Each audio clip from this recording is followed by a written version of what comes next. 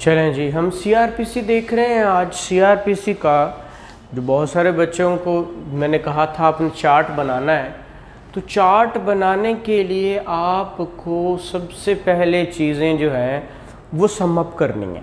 ठीक है, अब सम अप कैसे करनी है? पहली बात है ऑफेंस। मैं बहुत दफ़ा बता चुका हूँ ऑफेंस की डेफिनेशन आपका सेक्शन 40 पीपीसी, सेक्शन 4(1) ओ क्या है? सीआरपीसी, और सेक्शन 337 क्या है? General clauses act. अब ये जनरल क्लॉज एक्ट दो है, एक है पंजाब जनरल क्लॉज एक्ट, ये 1956 का है, और ये 1800 कितने का? 97 का। इसी तरह ऑफेंस जब होता है तो ऑफेंस के साथ हम इसके देखते हैं कि अब ऑफेंस के साथ बाद में हमारी रेमेडीज़ क्या हैं। ये डेफिनेशन 1 बाय 1 मैंने समझा दिया आपको। अब आपने क्या करना है, ऑफेंस को लेकर अब काइंड्स ऑफ ऑफेंस में चले जाना है। अब देखो यहाँ पे आपने लिखना है काइंड्स ऑफ ऑफेंस। अब मैं आपको वो चार्ट बनाने का तरीका सिखा रहा हूँ, ठीक है। अब काइंड्स ऑफ ऑफेंस को इस तरह बंद करें, साथ में इधर चले जाएं, इसको ले आए। एक होता है कॉग्निजेबल, क्या होता है? और एक होता है नॉन कॉग्निजेबल। अब जब कॉग्निजेबल और नॉन कॉग्निजेबल की बात करेंगे तो इसकी डेफिनेशन 4(1)F में है और इसकी 4(1)N में है, ठीक है। अब ये दोनों ऑफेंसेस को डिफाइन कर दिया गया। इसके साथ आप शेड्यूल 2 उसका कॉलम नंबर 3 डाल लेना है, कॉलम नंबर 3। और सेम यहाँ पे शेड्यूल 2 कॉलम नंबर वही 3 कि कौन से में अरेस्ट हो सकता है, कौन से नहीं, ये साथ में। अच्छा, इसके बाद अब इसको नंबरिंग देनी है तो नंबरिंग देते जाओ, ठीक है। अब ऑफेंस दो तरह का हो गया, कॉग्निजेबल और नॉन का। अब इसके बाद आपके पास यहाँ पे आते जाओ और लिखो रेमेडीज, ठीक है। अब रेमेडीज के ऑफेंस होने के बाद हमेशा रेमेडीज आती हैं। नंबर 1 आपके पास होगी FIR, ठीक है। इसके बाद आपके पास नंबर 2 रेमेडी। अब ये FIR भी दो तरह से होती है, दूसरी रेमेडी भी अभी हम नहीं आ रहे हैं। FIR भी दो तरह से होती है, एक कॉग्निजेबल में होती है, इसको इस तरह ले लें, जो कि 154 में होती है। जिस वक्त FIR का जिक्र हो ना तो आपने चैप्टर 24 पुलिस रूल्स 1934 का जिक्र ज़रूर करना है, ठीक है। फिर इसके साथ जब ये 154 वाली FIR हो और यहाँ पे 155(1) में ये जो FIR है ना, ये नॉन कॉग्निजेबल में, ये 155(1) में होती है, ठीक है। अब ये रेमेडी नंबर 1 थी, ठीक है। अब सेकेंड रेमेडी, ठीक है। आप रेमेडी क्या लेंगे? हम लेंगे यहाँ पे 22A61, जिसको हमने कहा complaint to ex officio justice of peace. अब ये जो कंप्लेंट है ये आपकी, अब इसके साथ आप सेक्शन 22 भी पढ़ेंगे, सेक्शन 25 भी पढ़ेंगे, साथ में सेक्शन 22A पूरा पढ़ेंगे, सेक्शन 22B पूरा पढ़ेंगे। ये क्या होता है ये आप लोगों ने समझा हुआ, लेक्चर भी पढ़ा हुआ, ये आप इसको देख सकते हैं, ठीक है। उसके बाद आपके पास ये तो थी सेकेंड रेमेडी, ठीक है। अब आपके पास थर्ड रेमेडी क्या है? यहाँ पे आ जाएं, इसको इधर ले आएं। आपके पास थर्ड रेमेडी वो क्या होगी? वो आपकी होगी complaint to magistrate. Complaint to magistrate. अब कंप्लेंट टू मैजिस्ट्रेट सेक्शन 200 से लेकर 205 इस तरह, ठीक है। और इसमें साथ में सेक्शन आप पढ़ेंगे 191, 90 भी, 191 भी, 192 भी, ठीक है। ये साथ इसके पढ़ेंगे और सेक्शन साथ में 90, सिर्फ 90 भी और सेकंड शेड्यूल का, ठीक है, शेड्यूल 2 का कॉलम नंबर 4 पढ़ेंगे इसके साथ, ठीक है। अब ये रेमेडी आप लेके चल रहे हो। अब एफआईआर हमने पहली बात कही, ठीक है, दूसरी हमने कही आपके पास ये है, तीसरी वो है। अब जैसे ही अब एफआईआर ये था पर्पस क्या, लॉ को मोशन में लाने का। अब इसके बाद क्या होगा, इसके बाद आपकी अगली बात चलेगी, फौरन से इन्वेस्टिगेशन की तरफ आएंगे। क्या आएंगे, इन्वेस्टिगेशन। इन्वेस्टिगेशन, अब इन्वेस्टिगेशन बहुत बड़ा सब्जेक्ट है, ठीक है, जिसको उर्दू में क्या कहते हैं आप, तफ्तीश, ठीक है, तफ्तीश कहते हैं। अब इस इन्वेस्टिगेशन भी दोनों तरीक़ाकार में होती है। ये देखिएगा, ये जो इधर वाली साइड में लेके आ रहा हूँ, ये कॉग्निजेबल के साथ मिला रहा हूँ, इधर वाली साइड आ रही है तो ये नॉन कॉग्निजेबल के साथ मिल रही है, ठीक है, दोनों को मिला रहा हूँ। अब देखिएगा 154 में जो इन्वेस्टिगेशन होनी है वो 156 एंड 156A, 156B। अब जिस वक्त इन्वेस्टिगेशन का जिक्र आए तो आपने चैप्टर 25 किसका, पुलिस रूल्स का, पुलिस रूल्स 1934, और साथ में इसके साथ ही high court rules and orders volume 3 chapter 11 सारा का सारा पढ़ना है इन्वेस्टिगेशन के साथ, ठीक है। अगली जो बात है ये इन्वेस्टिगेशन, इसमें अब ये नॉन कॉग्निजेबल में इन्वेस्टिगेशन होनी है तो वो कौन से लॉ में होनी है आपकी, 155(2) में। किस में, 155(2), यहाँ पे इसमें हुई थी और यहाँ पे इसमें होगी, ठीक है।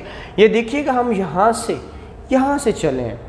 अब इसके बाद इन्वेस्टिगेशन, अब ड्यूरिंग इन्वेस्टिगेशन हम इसके साथ 160 भी पढ़ेंगे, 161 भी पढ़ेंगे, 162, 163, 164, 533, 364, 533, 103, ठीक है। ये बाकी 157, 58, 159, ये सारे इन्वेस्टिगेशन के दौरान बहुत सारा कुछ होता है, ठीक है। वो क्या क्या होता जाता है, कभी इन्वेस्टिगेशन में खबर कुशाई भी होती है, वो बहुत सारा कुछ, मतलब 176(2) क्या होता है, बहुत सारी चीज़ें इन्वेस्टिगेशन का हिस्सा हैं। कभी आप कहते हैं जो है इसका वो करवाना है, लाइक कन्फेशन हो गया, मैंने लिख दिया, इसकी जो पुलिस के बिफोर ये रिकॉर्डिंग्स होनी, वो सारी की सारी बातें, और मैंने साथ में हाई कोर्ट रूल को वॉल्यूम 3 का चैप्टर 11 बता दिया, ठीक है। इसके अंदर भी बहुत सारा कुछ है। जैसे ही इन्वेस्टिगेशन होगी तो फिर क्या होगा, अब इन्वेस्टिगेशन के दौरान जैसे ही इन्वेस्टिगेशन होती है एक नया बाब खुलता है। अब देखिए इन्वेस्टिगेशन या शुरू होगी तो क्या होगा, जिनको पता है वो फौरन भाग के क्या करवाएंगे, बेल करवाएंगे, जिसको क्या हम कहते हैं, ज़मानत, ठीक है। अब ज़मानत कौन सी वाली, अब बेल की भी बहुत सारी इकसाम है। इसके साथ आपने अगर बेल का जिक्र आए तो आपका जो है chapter 10 high court rules and orders volume 3 का ये साथ पढ़ना है। फिर आपने चैप्टर 26 का रूल 21 किसका, पुलिस रूल्स, ठीक है, वो 1934 वो पढ़ना है।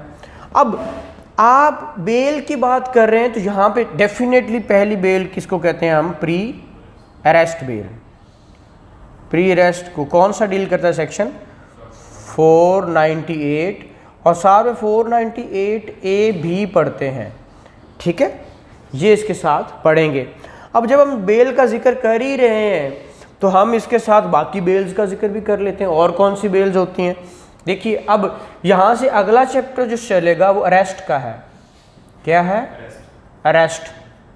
अब बेल ऑफेंस हुआ, रेमेडीज की तरफ आए, इन्वेस्टिगेशन शुरू हुई, बंदा पकड़ा गया तो फिर अब अरेस्ट भी विदाउट वारंट आपका कॉग्निजेबल ऑफेंसेस में बहुत सारी चीज़ें दी हुई हैं।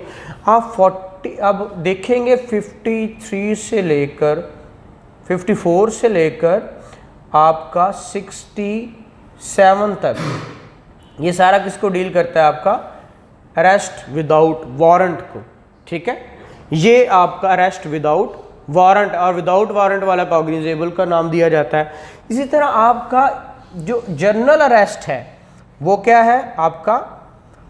वो है जनाब आपका 46 से लेकर अब 53A तक, ये सारा का सारा आपका जनरल अरेस्ट है, ठीक है।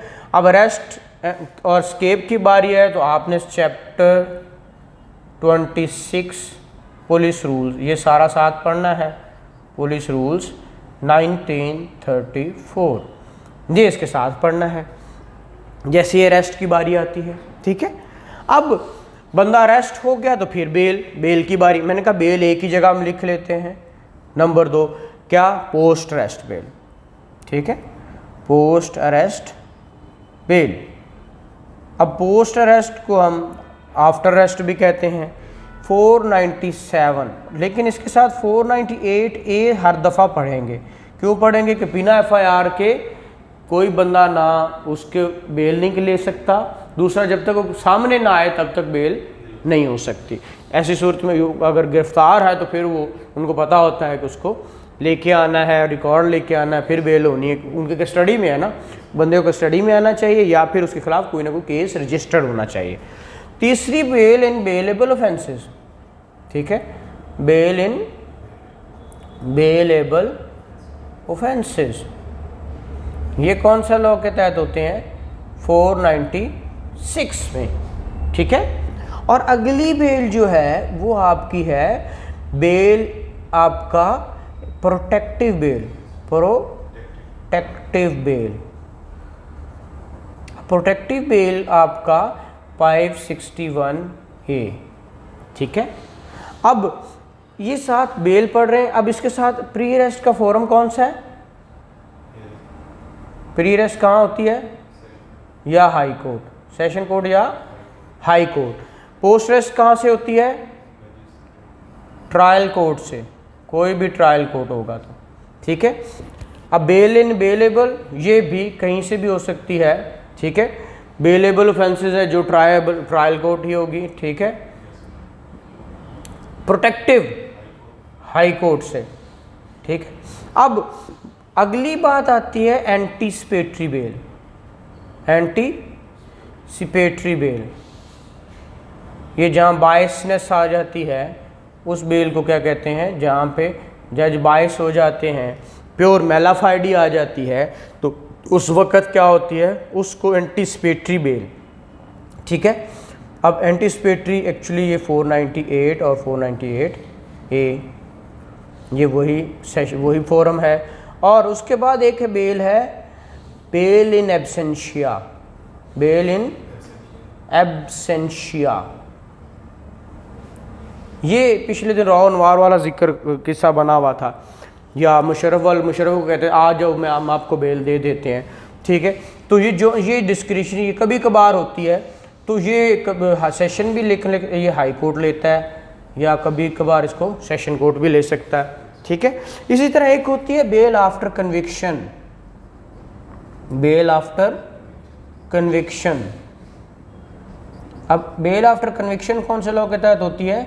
426, जो सस्पेंशन हम जिसमें देखते हैं, ठीक है, ये हाई कोर्ट में ही लगती है, ठीक है।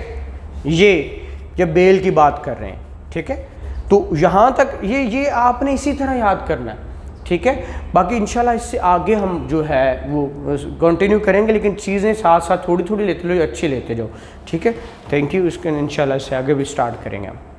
अच्छा, ये देखिएगा, जो हम यहाँ पे बेल पढ़ रहे थे, बेल के बाद जो हमने देखा कि चीज़ें जो थी कि अरेस्ट बंदा हो गया, इससे पहले आपने देख लिया। अब अरेस्ट हो जाए तो आपकी पोस्ट अरेस्ट होती है, इसका फॉर्म भी आपने देखा था, जो आपका ट्रायल कोर्ट होता है वो आपने देख लिया था।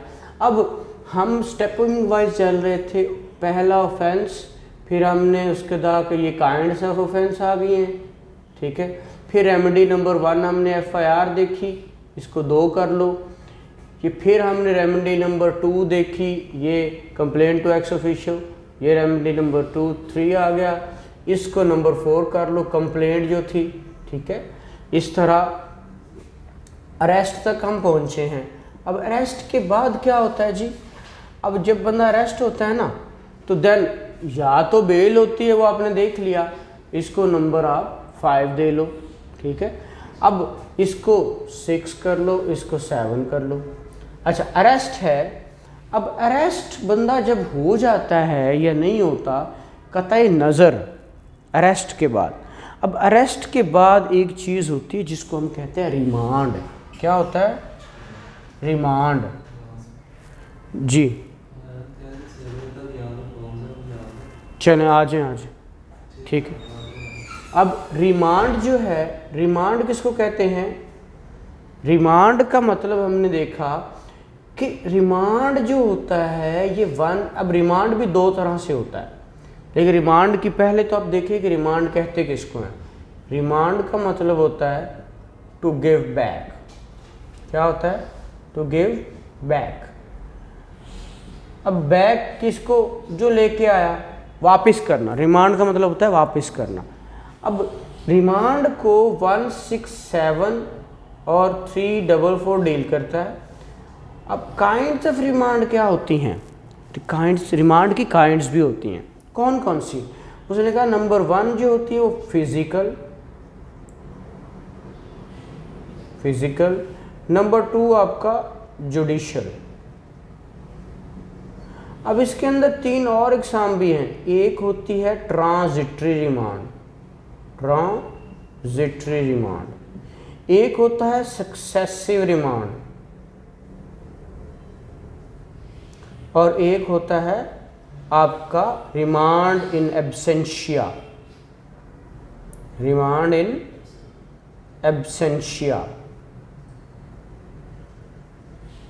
ठीक है। तो अब ये जो होता है फिजिकल 167 के तहत होता है, जो जुडिशियल है वो 344 के तहत होता है, और ये जो बाकी तीनों रिमांड है ये भी 167 के तहत होते हैं। ये ट्रांजिटरी को राहदारी बोलते हैं, सक्सेसिव को रिमांड दर रिमांड बोलते हैं, और ये है एब्सेंशिया के बाज़ औक़ात क्रॉस फायरिंग्स हो जाती है ना, तो दोनों FIR करवा देते हैं। अब दोनों को हॉस्पिटल ले जाया जाता है, ना कि थाने, ना कि आपको मैजिस्ट्रेट के सामने, तो वो रिमांड। अब जब रिमांड की बात करेंगे तो उसके साथ हम सेक्शन 60-61 भी पढ़ेंगे। साथ में रिमांड के जो पढ़ने वाली चीज़ है वो हम पढ़ेंगे इसके साथ police rules chapter 25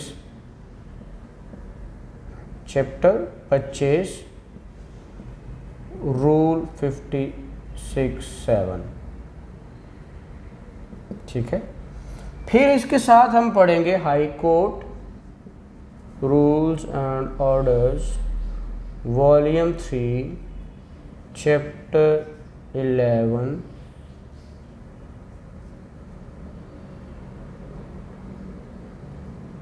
part B, ठीक है। ये रिमांड के साथ पढ़ेंगे। अब ये चीज़ें होगी राहदारी रिमांड। अब ये चीज़ें हमने रिमांड के साथ, ये 1 बाय 1 हम फिर वो जो टॉपिक हमारे चल रहे हैं उसको, अभी मैं आपको ये समझा रहा हूँ कि ये चीज़ें जो आपने बनाना है ना, चार्ट है, तो तो उसके अंदर ये सारी चीज़ें ऐड करें, फिर वन बाय वन उनको पढ़ना स्टार्ट करें। ये चीज़ें तो जहन में रहेंगी कि नहीं यार यहाँ पे भी लिखा हुआ है, यहाँ पे भी लिखा हुआ है, मैं खोल के तो देख लूँ, ठीक है। उसके बाद रिमांड के बाद अगली बात, अब एक होता है रिमांड। अब रिमांड हो ना हो इससे कतई नज़र, जिस वक्त FIR हो जाती है ना, उसके बाद वाला प्रोसीजर जो चालान है ना, चालान ने आना ही आना है। क्या आना है? चालान, ठीक है, चालान। अब ये 173 CRPC, ठीक है, इसने आना ही आना है। और इसके साथ आपने चैप्टर 25 रूल 57, 58 ये पढ़ना है। किसका? पुलिस रूल्स का 1934। अब चालान हमारे पास कितनी किस्म का होता है? एक होता है, कभी देखा होगा, इंटरम चालान, इंटरम चालान, जिसको नामुकम्मल के भी कहते हैं, नामुकम्मल, या ये चालान होता है। एक होता है कंप्लीट चालान, ठीक है, जिसको मुकम्मल कहा जाता है। अब जब चालान की बारी है, चालान वो कह रहा है कि चालान जो है ये आपका जिस दिन FIR होती है ना, FIR से लेकर ऑनवर्ड 14 दिन के अंदर अंदर क्या करना है? चालान आना ही आना है, ठीक है।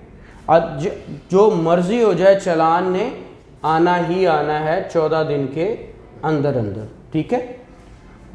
अब रिमांड आपने देखा होगा, ये मैक्सिमम 15 दिन का होता है, ठीक है। As a whole, as a whole से मुराद 2 2 3 3 4 4 दिन करके वो सारों को 15 दिन से। अब ये चालान जो है ये 14 दिन। अब इसके साथ जब चालान पढ़ना है ना, तो इसके साथ आपने सेक्शन 493(4) से लेकर 495 तक, 2 से लेकर 495 CRPC पढ़नी है। साथ में आपने, अब क्योंकि चालान को स्क्रूटनाइज किसने करना होता है? प्रोसिक्यूटर ने, ठीक है। तो इसके साथ आपने जो पढ़ना है वो प्रोसिक्यूशन एक्ट है, प्रोसिक्यूशन एक्ट 2006 वाला, वो पढ़ना है, ठीक है। फिर आपने चार्जिंग स्टैंडर्ड्स पढ़ने हैं, चार्जिंग स्टैंडर्ड्स वो पढ़ने हैं। फिर ये चीज़ें सारी आपको बड़े इजीली समझ आ जाएंगी। अब जब चालान की बारी आएगी, अब देखिएगा हमने 2 तरह से बात शुरू की हुई है, ठीक है। अब ये जो आ रहा है ना, ये लाइन बड़ी वाली, ये कॉग्निजेबल से आ रही है। अब एक लाइन ये आ रही है जो कि नॉन कॉग्निजेबल वाली है, ठीक है।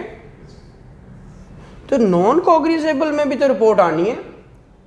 जो नॉन कॉग्निजेबल में रिपोर्ट आएगी ना जी, अब देखें, इसको नंबर 7 दिया था तो इसको 8 दे लो, इसको नंबर 9 दे लो, ठीक है। अब जो नॉन कॉग्निजेबल में रिपोर्ट आनी है ना, उसको कलंदरा बोलते हैं, कलंदरा बोलते हैं। Report in non cognizable cases is called कलंदरा, ठीक है। Report in non cognizable cases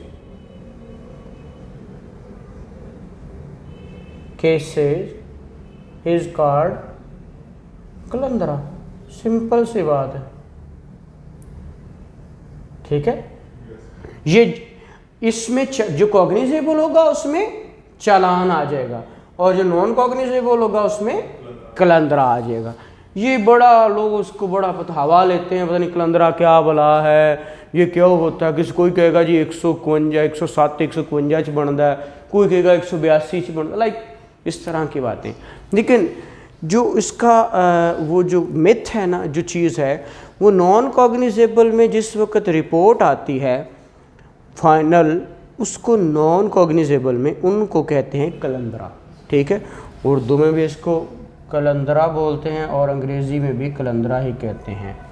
ठीक है, अच्छा, अब ये बात हो गई आपकी कलंदरा। अब चालान आ जाए ना जी, उसके बाद क्या होता है, स्क्रूटनाइज का सारा प्रोसीजर मैंने बता दिया। चालान के बाद जो चालान आता है वो मैजिस्ट्रेट, इलाका मैजिस्ट्रेट के पास आता है। ठीक है, अब इलाका मैजिस्ट्रेट जो होता है वो उसको क्या करता है, स्क्रूटनाइज करके, तो उस वक्त फिर इसको शुरू करते हैं, प्री ट्रायल प्रोसीडिंग शुरू कर देते हैं। अब हो सकता है कि वो खुद ट्राई करे, बट ट्रायल कोर्ट खुद नहीं भी हो सकता ना। इलाका मैजिस्ट्रेट मतलब 302 दा भी आना तो ਉਹਦੇ ਕੋਲ आना, 80 दा भी आना तो ਉਹਦੇ ਕੋਲ ही आना। वो उससे मुराद है कि वो आपका प्रोसिक्यूशन वहाँ पे बैठी हुई है, किसकी, एक इलाका मैजिस्ट्रेट की, तो वो उसको स्क्रूटनाइज करके देखेंगे इसका बनता है, नहीं बनता, नहीं बनता तो भेज देंगे। लेकिन उस वक्त तक एक ये सारी प्रोसीडिंग का नाम है प्री ट्रायल, लेकिन यहाँ पे स्पेसिफिकली हम प्री ट्रायल प्रोसीडिंग लिख रहे हैं, प्री ट्रायल प्रोसीडिंग। अब प्री ट्रायल प्रोसीडिंग्स क्या होती हैं, ये आपका इसको कहते हैं, वो जो distribution of copy, supply of copies नहीं होती जी, सप्लाई ऑफ कॉपीज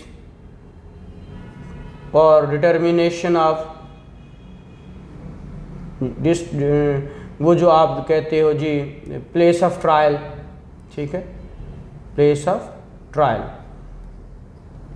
टाइम ये बताएगा कि किस वक्त कौन सी कोर्ट में आपने जाना है, वो प्री ट्रायल जिस वक्त चालान सबमिट हो जाता है। अब देखिए, चालान सबमिट होने के बाद आपको एक चीज़ देखनी है, चार्ज।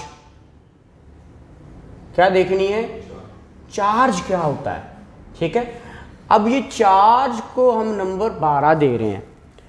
चार्ज कहते हैं जो उस पे क्या फर्द जुर्म, जुर्म जो उसने किया जी, हाँ, उसके जो चालान आते हैं, हाँ, वो किसके पास, वो भी मैजिस्ट्रेट के पास आते हैं। वो सर उनके मैजिस्ट्रेट नहीं नहीं नहीं नहीं नहीं नहीं, नहीं। जब एटीसी है, एंटी टेररिज्म कोर्ट जो है, वो पुलिस तो हमारे वाली है ना। जब उसका रिमांड होता है तो रिमांड कहाँ लेके जाते हैं, मैजिस्ट्रेट के पास।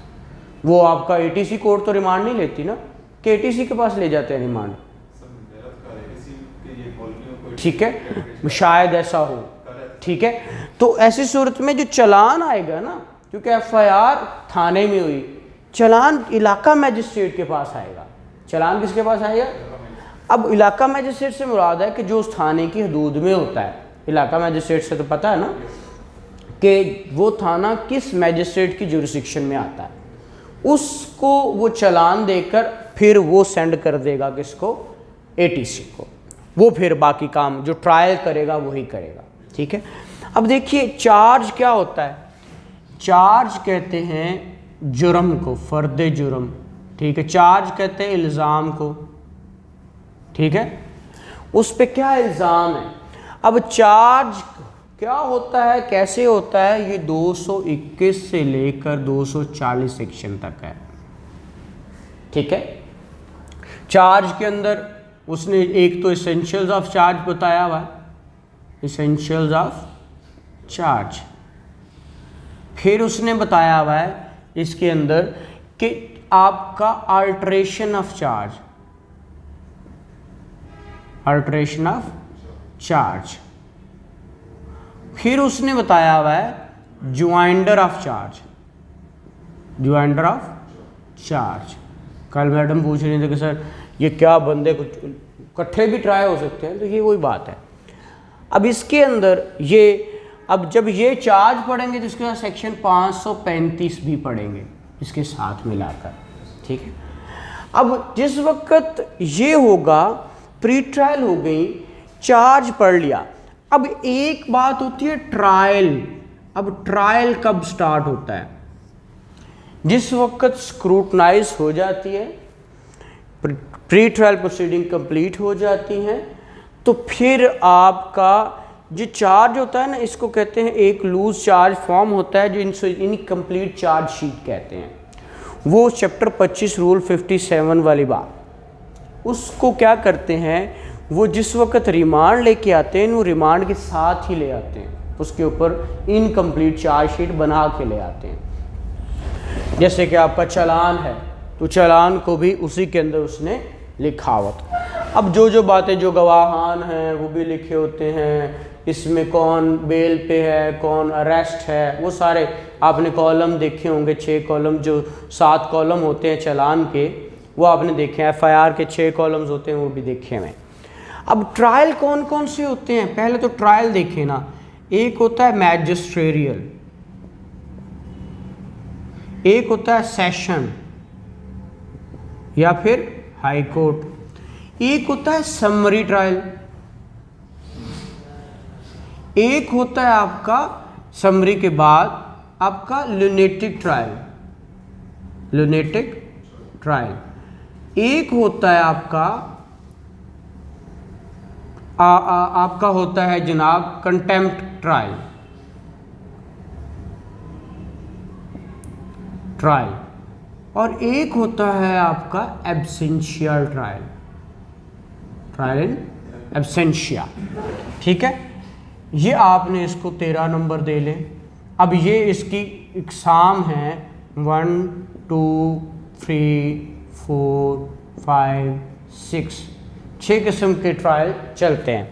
ये 241 से 250 तक मैजिस्ट्रेरियल, सेशन ट्रायल 265A से 265M तक, समरी 260 से 265, लुनेटिक 464 से 475, ये 476 से 485 और ये 512।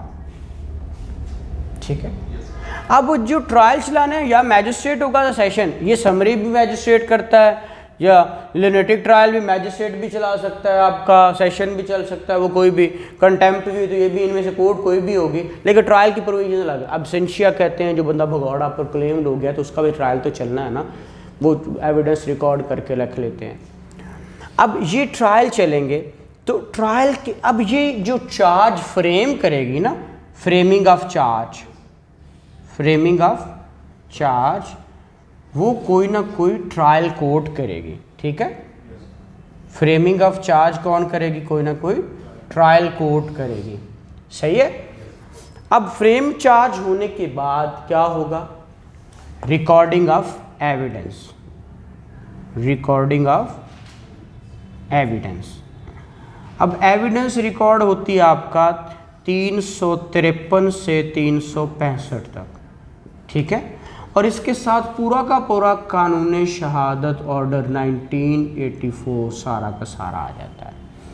ठीक है, अब रिकॉर्डिंग ऑफ एविडेंस के बाद क्या होता है, एविडेंस रिकॉर्ड हो जाती है तो ये इसको 15 नंबर दे लें। ठीक है, अब रिकॉर्डिंग ऑफ एविडेंस के बाद क्या होता है, एक स्टेटमेंट होती है, स्टेटमेंट ऑफ अक्यूज्ड, अक्यूज्ड। ठीक है, अब इसको आप नंबर 16 दे रहे हैं, स्टेटमेंट ऑफ अक्यूज्ड, जो 342 और 340 सब सेक्शन 2। ठीक है, फिर इसके साथ अब इसके बाद क्या होता है, जजमेंट आती है, जजमेंट। अब जजमेंट कौन से लॉ के तहत आती है, जजमेंट आपकी आती है जी 366 से 373। ठीक है, जब जजमेंट आ जाती है उसके बाद क्या होता है, अब जजमेंट में बंदा या तो अक्विट होगा या फिर कन्विक्ट होगा, दो ही बातें हैं ना, अक्विट हो या कन्विक्ट हो, कोई ना कोई अग्रेव जरूर होगा। अब इससे जब अग्रीव्ड होगा तो जो अग्रीव्ड होगा वो क्या करेगा, अपील। ठीक है, अपील करेगा, जी बेटा, अपील करेगा। ठीक है, अब अपील कैसे होती है, अपील की कौन सी काइंड्स हैं। अब देखिए इसका पूरा चैप्टर 404 से लेकर 431 तक पूरा चैप्टर अपील का दिया हुआ है। अब इसके अंदर अप्रॉक्सीमेटली आपने चीज़ें देखनी कौन सी हैं, आपने देखना है अपील अब इसके अंदर एक होती है appeal against acquittal, against acquittal, और वो होती है आपकी 417 या 411A2 में, ठीक है, जो एक्विटल होगी। अब और नंबर 2 आपकी अगेंस्ट कन्विक्शन, कन्विक्शन। अब ये जो होगी, अगर तो सजा उसकी दी है मैजिस्ट्रेट ने, किसने, मैजिस्ट्रेट, तो उसकी अपील होगी 408 के तहत, किसके पास, सेशन के पास, ठीक है। और अगर सेशन जज ने उसको कन्विक्ट किया है तो उसकी 410 में होगी हाई कोर्ट में, और जो एक्विटल की अपील होती है वो हमेशा होती ही हाई कोर्ट में है, ठीक है। और 411A2 ये हाई कोर्ट डीबी में होती है, ठीक है। जिस वक्त, हाँ 417 में हाई कोर्ट में, एक्विटल की अपील कहाँ होगी, हाई कोर्ट में, चाहे वो मैजिस्ट्रेट करे चाहे वो सेशन जज करे। और अगर आपका मतलब हमने कहा ट्रायल कोर्ट कौन सा है, सेशन कोर्ट भी ट्रायल कोर्ट है। अब सेशन कोर्ट जब ट्रायल कोर्ट है तो सेशन ने अगर उसका ट्रायल किया, उसके साथ हमने पढ़ा है हाई कोर्ट भी, ये देखिए हाई कोर्ट भी ट्रायल कोर्ट है, ठीक है। अब हाई कोर्ट ने ओरिजिनल जुरिसडिक्शन में इसको ट्राई किया, हाई कोर्ट ने ट्राई करके क्या किया, उसको जो है सजा दे दी। अब उसने सजा, उसने एक्विट कर दिया, तो फिर उसकी भी अपील 411A2 में गिवन है डीबी ऑफ हाई कोर्ट में, ठीक है।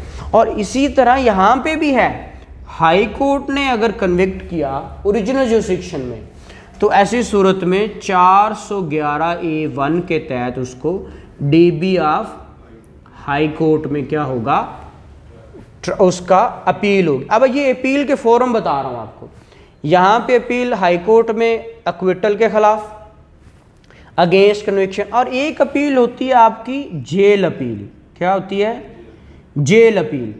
जेल अपील आपकी 420 में होती है, 420, और ये हाई कोर्ट में, ठीक है। आगे समझ। अब एक होती है अपील इन अपीलेबल ऑर्डर्स, ठीक है, अपीलेबल ऑर्डर्स। अब ये कौन से, 405, 406, 406A, ठीक है, इसमें होती है। ये अपील्स की बात कर रहा हूं। अब इससे जो नेक्स्ट, अब 18 नंबर हमने अपील पढ़ी, ठीक है। अब इससे नेक्स्ट जो आपकी बात आनी है वो है आपकी रिवीजन, ठीक है। ये 19 नंबर रिवीजन। अब देखिए रिवीजन की जो बारी है, अब 435 इसकी रिवीजनल कोर्ट की पार्स हैं।